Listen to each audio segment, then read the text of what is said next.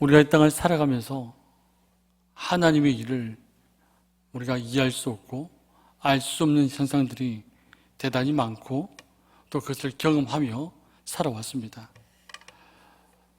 야곱을 한번 생각해 봤습니다.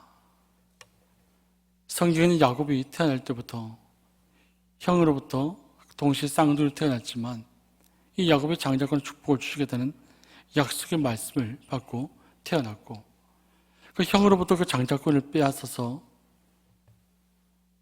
도망을 가는 길에 아마 이 야곱은 자신의 삶을 한번 생각해 보지 않았을까.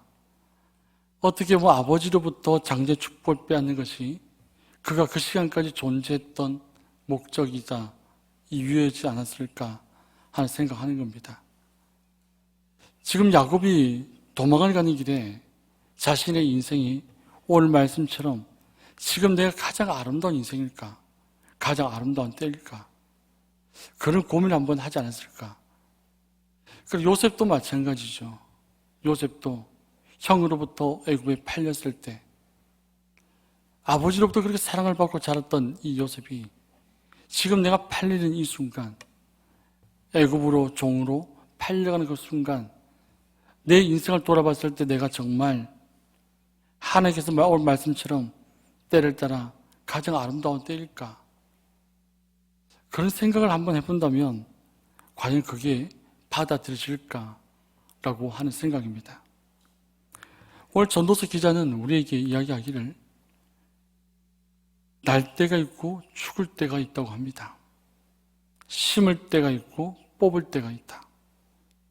죽일 때가 있고 치료할 때가 있다.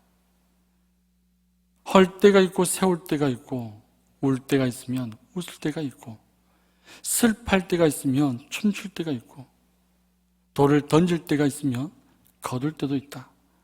안을 때가 있으면 멀리할 때가 있다. 모든 것은 때가 있다라고 이야기합니다.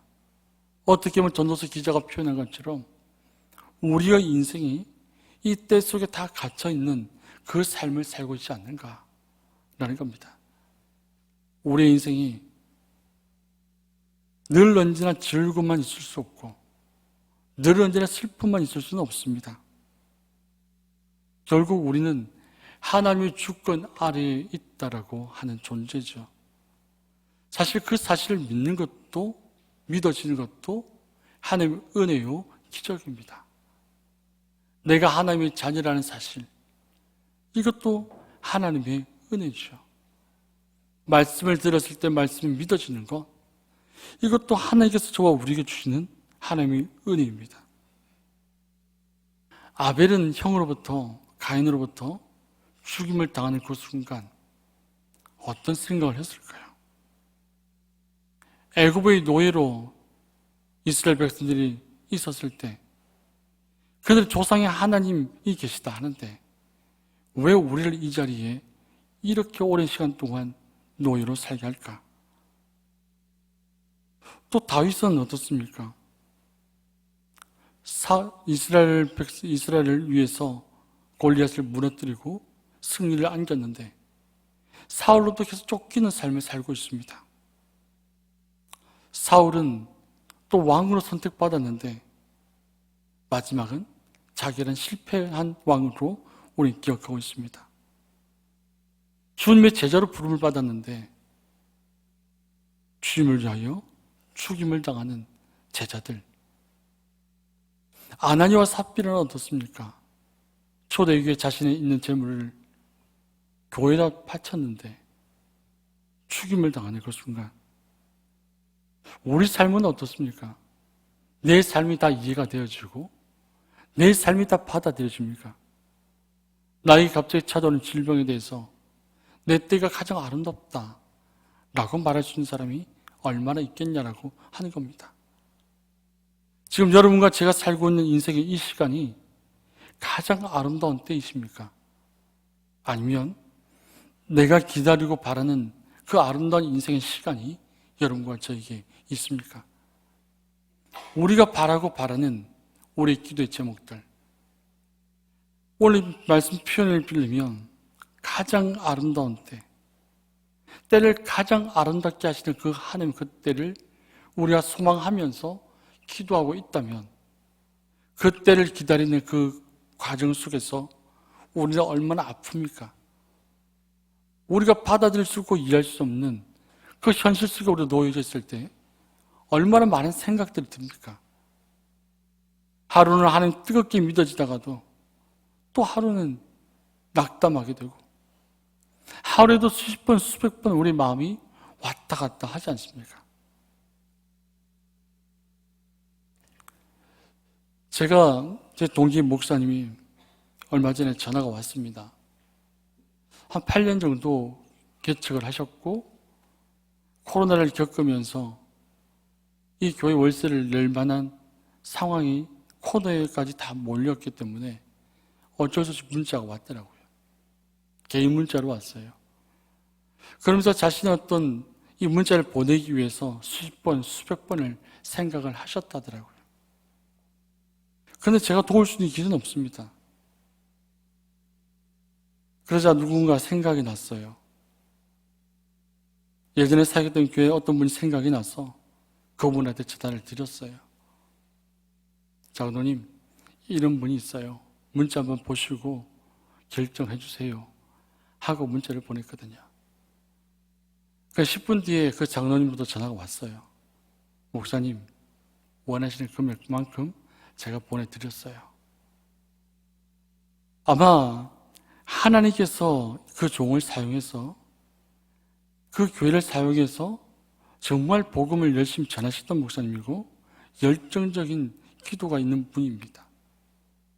개척 과정 속에서 그분 스스로도 또한 수술도 몇 번 했고 이런 과정 속에서도 하나님의 때 하나님의 영광을 위해서 헌신하겠다고 하는데 그 어디 누구도 도울 데가 없고 도움의 손길을 바라보니 하나님밖에 없어요. 그래서 기도 수십 번 하고 수백 번 하고 나서 문자를 보냈는데 제가 도울 길은 없지만 누군가를 통해서 도움의 손길이 허락을 했다는 거예요. 또 오랫동안 계속해서 관계를 맺는 권사님 한 분이 계세요. 그분은 이 음식 사업을 하면서 늘 언제나 매월 첫째 날은 예배를 사업장에서 하기를 원해요. 그래서 가서 그분의 마음과 생각과 그걸 들으면서 예배를 드리고 한 달을 시작하는데 지금 제가 알기로도 오랜 시간 동안 계속 사업이 빚만 늘고 있어요. 빚이 늘고 있고 늘고 있고. 그런데 이 권사님도 늘 언제나 생각은 무엇이냐면 하나님 아버지를 바라본다는 거예요. 그분 부부의 꿈이 있는데 이 사업을 통해서 선교 사업을 하고 싶은 거예요. 선교사를 지원하는 그 일들을 하고 싶은 소망이 있습니다. 그 늘 언제나 사실 예배 들어가면 그분의 눈물만 보고 옵니다. 우리 인생이 그렇게 사실은 녹록지도 않고 만만치도 않습니다. 우리가 살아가는 현실 속에서 내가 감당할 수 있고 내가 해결할 수 있는 문제가 그렇게 많지는 않지 않습니까? 그러나 성경은 우리에게 이야기합니다. 모든 것을 지으시되 때를 따라 아름답게 하셨다. 우리가 이 말씀을 받아들이고 이 말씀을 믿어진다면 내 삶의 현실이 너무나 어렵고 버티기 힘들 때도 그때도 하나님께서 아름답다 말씀하신 때일 수도 있다는 거예요. 내가 버티기 힘든 그 순간에도 하나님은 나의 모든 때를 만들어 가시는 거예요. 우리가 해결할 수 없는 문제가 대단히 많습니다. 그러나 우리는 예수 그리스도 앞에 부름받은 자로서 하나님을 믿는 자녀로서 우리가 이 땅에 살아가잖아요. 하나님의 자녀라면 하나님의 백성으로 살아간다면 우리는 우리의 현실을 어떻게 이겨낼 수 있냐는 겁니다. 모든 것을 지으실 때를 따라 아름답게 하셨다. 이 모든이라는 말은 인간이 경험하는 모든 일들이 원래는 아름다운 섭리에 의해서 하나님의 섭리 속에서 이해를 해야 됩니다. 내 인생의 모든 시간들이 하나님의 섭리 속에 있다. 우리 그것을 믿어야 한다는 겁니다. 모든 것을 지으시다 할 때 이 지으시다라는 말은 하나님의 섭리, 하나님이 행하시는 모든 것은 그것의 때에 적당하다는 겁니다. 지금 내가 겪고 있는 이 삶의 상황이 하나님의 섭리 속에 있고 하나님이 행하시는 가장 적당한 때다. 그것이 받아들이지 않는다 하더라도 그것을 받아들일 수 있는 믿음을 가지라는 겁니다. 때를 따라 하나님 때입니다. 하나님 때가 있습니다. 하나님이 나를 만드시는 그 때가 이 상황일 수 있습니다. 아름답게 하셨다는 것은 모든 것을 지으시고 아름답게 조성하시고 적절한 자리에 배치하시는 하나님의 은혜, 하나님의 역사를 이야기합니다. 저는 창세기 1장 2절을 자주 묵상을 합니다. 창세기 1장 2절이 땅이 혼돈하고 공허하며 흑암이 깊음 위에 있다. 하나님의 영이 수면 위에 운행하신다. 내 인생의 시간이 흑암 속에 있고 혼돈하고 질서가 잡혀있지 않아도 하나님의 영이 함께 하신다. 여러분의 인생과 제 인생 속에서 내가 보이지 않다 하더라도 하나님은 우리와 함께 하신다는 겁니다. 우리에게는 그 하나님을 바라볼 수 있는 영적인 안목이 필요합니다. 영혼을 사모하는 그 마음이 우리에게 필요합니다. 우리가 욥을 잘 알잖아요. 하나님을 그 누구보다 뜨겁게 사랑했던 사람입니다. 혹 부지 중에 죄를 지을까 봐 늘 언제나 번제를 드렸던 사람입니다.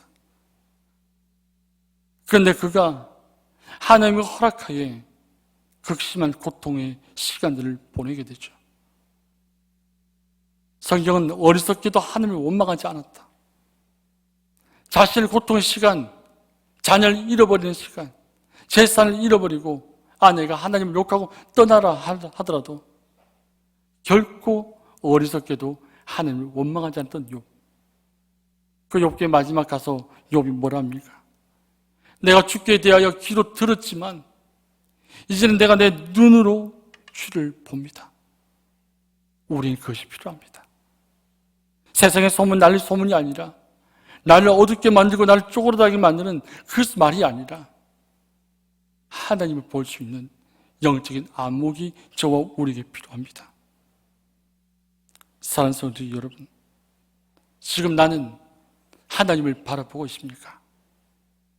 내 삶의 어떤 상황 속에서도 내 삶을 이끌어가시고 내 삶을 이끌어가시는 그 하나님을 바라보고 계십니까?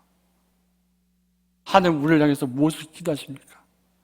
사랑하는 아들아, 사랑하는 딸들아, 때를 따라 아름답게 내가 하고 있다 라고 말씀하시는 겁니다. 사랑하는 성도 여러분, 기도의 제목을 가지고 이 자리에 나오셨지요.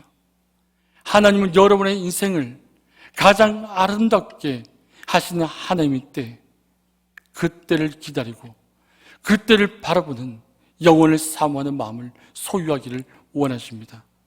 자, 우리 모두 그 하나님을 바라볼 수 있는 영적인 안목을 가질 수 있는 은혜와 믿음을 소유하기를 주님의 이름으로 축복합니다. 기도하겠습니다.